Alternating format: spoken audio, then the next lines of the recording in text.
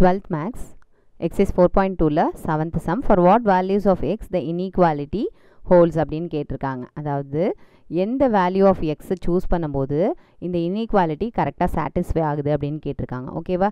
இப்போ பாருங்கள், cos inverse sine inverse எதாக இருந்தாலுமே அதுக்கு பக்கத்தில் இருக்கிறது வேல்யூ இல்லையா?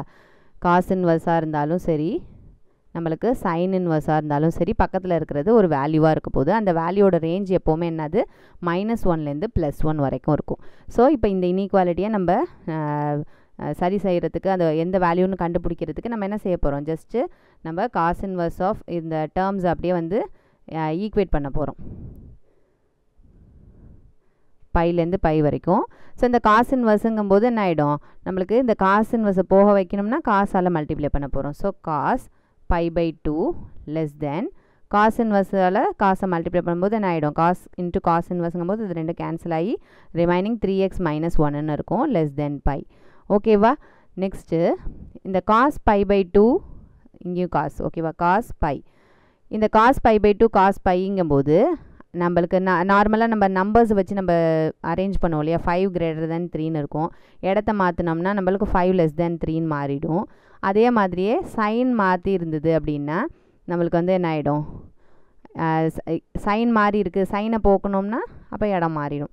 இந்த மாதிரிலாம் நம்மளுக்கு தெரியும் இல்லையா? அதே மாதிரி தான் இப்போ அந்த காசால் நம்ம இதை மல்டிப்ளை பண்ணும்போது இது வெறும் மியர் நம்பராக இருக்கும்போது இது பாசிட்டிவாக இருக்குது. இதுவே வந்து காசால் மல்டிப்ளை பண்ணும்போது அது எந்த ரேஞ்சிலேருந்து எது வரைக்கும் இருக்குது பாருங்கள், π/2லேருந்து பை வரைக்கும் இருக்குது.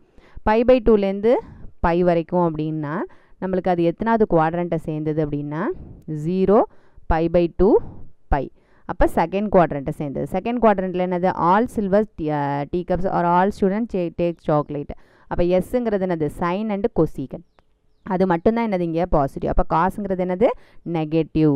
அதனால நான் என்ன செஞ்சுக்கிறேன், இந்த லெஸ் தேன் சிம்பிளை நான் என்ன செஞ்சுக்கிறேன், கிரேட்டர் தெனாக மாற்றிக்க போகிறேன். இதனோட ஆன்சரை நான் போடும்போது நான் என்ன செஞ்சுக்கிறேன், கிரேட்டர் தெனாக மாற்றிக்க போகிறேன். ஸோ காஸ் π/2ங்கிறதோட வேல்யூ என்னது 0 கிரேட்டர் தென் 3x - 1. இந்த இடத்துல என்னது காஸ் பை, காஸ் பையோட வேல்யூ என்னது -1. ஓகேவா? அப்போ எனக்கு இந்த இன்இக்வாலிட்டியோட இடத்த மாற்றிக்கணும்னா என்ன செய்யணும், அந்த நம்பர்ஸை இடத்த மாற்றிக்கணும்னா என்ன செய்யணும், இன்இக்வாலிட்டியோட டைரக்ஷன் மாறும். ஸோ இந்த இன்இக்வாலிட்டியை நான் என்ன செஞ்சுக்கிறேன், இப்படி மாற்றிக்கிறேன், -1 less than 3x - 1 less than 0 அப்படின்னு மாற்றிக்கிறேன். இப்போ இந்த எக்ஸ் தனியாக பிரித்து எடுக்கணும் இல்லையா? அப்போ அது -1 எக்ஸ்ட்ராவாக ஃபிட் ஆகிருக்கு. அப்போ அது -1 வந்து என்ன செஞ்சுக்கலாம், +1ஆல் நம்ம ஆட் பண்ணிக்கலாம். அப்போ -1 + 1 இங்கே 0ன்னு ஆகிடும். லெஸ் தென் இங்கே இதோட -1ஓட +1 ஆட் பண்ணும்போது வெறும் 3x மட்டும் இருக்கும். இங்கே லெஸ் தென் 0ஓட 1 ஆட் பண்ணும்போது 1. ஓகேவா? நெக்ஸ்ட் இங்கே எக்ஸோட 3 அட்டாச் ஆகிருக்கு மல்டிப்ளிகேஷனில். ஸோ அதை டிவைட் பண்ணிடலாம். ஸோ டிவைடட் பை 3 இம்ப்ளை 0/3ங்கும்போது 0 லெஸ் தென் 3x / x, 3 வந்து எக்ஸு லெஸ் தென் 1 வந்து 3ஆல் டிவைட் பண்ணும்போது 1/3.